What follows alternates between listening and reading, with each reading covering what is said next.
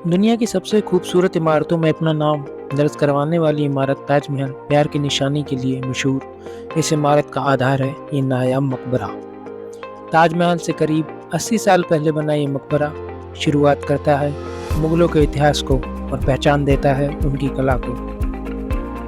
हुमायूं का मकबरा। मकबरे की तरफ बढ़ते हुए शुरुआती परिसर में सबसे पहली नज़र पड़ती है दो गुंबदों पर, जिसमें एक गुंबद है मस्जिद का और दूसरा ईशा खान के मकबरे का, जो शेर शाह सूरी के दरबार के आमिर थे। मुख्य मकबरे से करीब 20 साल पहले बना ये ईशा खान का मकबरा एक बड़े मैदान के बीचों बीच बना है। कहा जाता है उस वक्त इस छोटे से मकबरे के साथ पूरा गांव बसा करता था। मकबरे के अंदर मौजूद है ईशा खान की कब्र के साथ कई और मुख्य दरबारियों की कब्रें।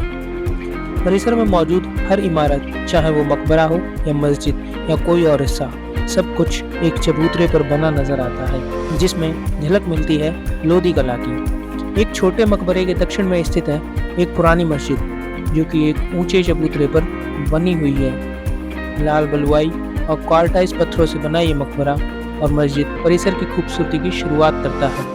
मकबरे का ऊपरी हिस्सा नीली सफ़ेद टाइल्स से सजाया गया है, जो इसकी खूबसूरती में नया रंग भर देती हैं। चारों तरफ चौड़ी दीवारों से घिरा ये हिस्सा मुख्य इमारत से इसे अलग करता नजर आता है। परिसर में आगे बढ़ने पर खूबसूरती बिखेरता एक आलीशान दरवाज़ा बड़ी शान शौकत से इस मकबरे की पहरेदारी करता नजर आता है। ये दरवाज़ा खुलता है इतिहास के उस नगर में जो बनाया गया था इस मकबरे को बनाने आए फारसी कारीगरों के लिए। दरवाजे के अंदर दाखिल होने पर हम पहुंचते हैं एक बाग में। उस वक्त का वशा ये शहर अब एक अनजान खूबसूरत जंगल में बदल चुका है और इसके परिसर में मौजूद है एक पुरानी मस्जिद और अफसर वाला मकबरा।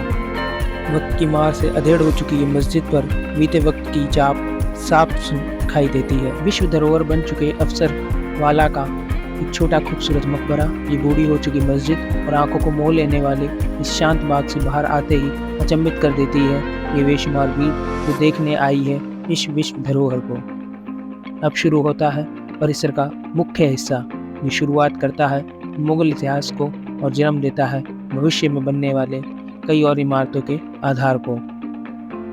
मकबरे की शुरुआत में बने सिपाहियों पहरेदारियों के लिए बना ये छितलीदार मुख्य द्वार बेहद खूबसूरत है। द्वार के अंदर आते ही टहलती आंखों को रोक देने वाले दृश्य नजर आता है। बड़ा खूबसूरत बागीचा, बड़े से चबूतरे पर बड़ी नायाब विशालकाय इमारत। ये शानदार बाग जो परिसर की खूबसूरती का मुख्य हिस्सा है, 8 बराबर हिस्सों में बनाया गया है और दर्शाता है जन्नत के 4 बाग को और बताता है क्यों ये बाकी और बागीचों और बागानों से अलग है। ये 4 बाग शैली ऐतिहासिक इमारतों में पहली है और इसने ही भविष्य में बनने वाली कई और इमारतों को इसके लिए प्रेरित किया। बाग की घास, पेड़, पौधे, यहाँ की हरियाली लोगों को वाकई जन्नत में होने का एहसास करवाती है। जैसे जैसे मकबरे की तरफ बढ़ते हैं उसकी ऊंचाई और शान का अंदाज़ा होने लगता है। करीब 120 वर्ग फीट और 1 मंजिला ऊंचे चबूतरे पर बनी ये 2 मंजिला इमारत अपने अंदर समेटे है मुगल शासक हुमायूं और उनके कई परिवारजनों और आमिरों को। 100 से अधिक मुगल परिवार अपनी कई अधूरी ख्वाहिशें को लिए यहाँ आराम फरोश है। इतनी कब्रों के साथ ये मकबरा इतना खूबसूरत है कि यहाँ आए लोगों को इस गिनती का पता ही नहीं चलता। लाल पत्थर और संगमरमर से बनी ये इमारत ताजमहल से भी पहले है। प्यार की निशानी और एक तोहफा एक रानी का उसके राजा को, एक बेटे का अपने पिता को। अकबर ने अपने पिता हुमायूं के लिए मकबरा अपनी मां हमीदा बानो बेगम के कहने पर बनवाया। मकबरे के अंदर ऊपरी मंजिल पर मौजूद है राजा हुमायूं की कब्र। आसपास बने छोटे जालीदार कमरों में मौजूद है कई और कब्रें, जिनमें मुख्य है रानी हमीदा बानो की कब्र, जिनके कहने पर इस मकबरे का निर्माण हुआ। इतनी ज़्यादा कब्रों को अपनी आगोश में लिए मकबरा मुगलों के शहनगार के नाम से भी जाना जाता है। इतनी खूबसूरत और रोमांच भर देने वाली ये जगह फिल्मों की शूटिंग के लिए सिनेमा की पहली पसंद रहा। बाग में घूमना हो या मकबरे की छत पर टहलना एक अजीब सा सुकून देता है मन को।